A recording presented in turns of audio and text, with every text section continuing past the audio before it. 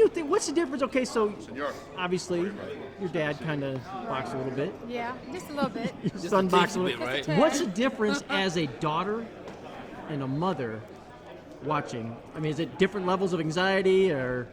Okay, so when Daddy fought, I was too young to go to his fights, obviously. His heyday, I was 2 years old. So clearly, I wasn't around when my dad was fighting. I was, but I wasn't old enough to participate and understand it.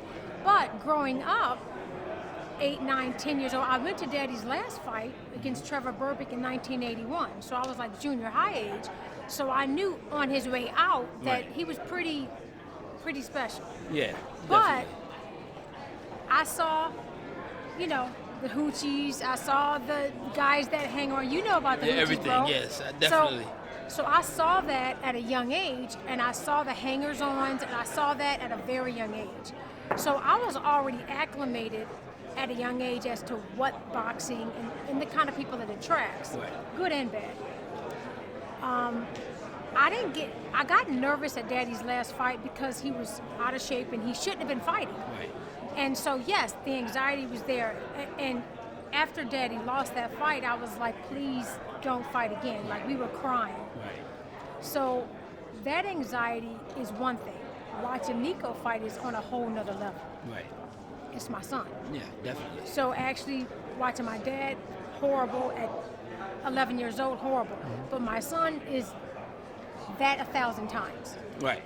I don't want to see him get hit. I don't want to see him get hurt. Then you got the Parkinson's thing, because I work in Parkinson's. So it's even more anxiety because I'm a mom, and any mom Oh of yeah, any definitely. boxer. I mean, We share the same anxiety. Yeah. But at the same time, I don't want to be that person that didn't support him in something that he's very passionate about. Right. So What about the expectations? I mean, it's like, obviously his grandfather is the most famous boxer, one of the most famous people in history. So it's unrealistic for him to assume that he can live. So what do you think about the pressures that he has to go through like that? first of all, we knew at a very young age the pressure was going to be there. When he was a little kid, even before he started liking boxing, the pressure was always going to be there because he's an Ali. So that's going to happen regardless. It's automatic. But when he started to love boxing, we knew when he was 12 years old or so, you're going to have pressure, unlike his brother who took up football. So you're going to have more pressure because Daddy ruled that sport and did so well in it. And his legacy And is going to last on forever. forever. But we knew at an early age the pressure was going to be off the charts. But we knew realistically we were never going to compare Nico to Daddy. Because there's no comparison. There's no one can be compared to my dad.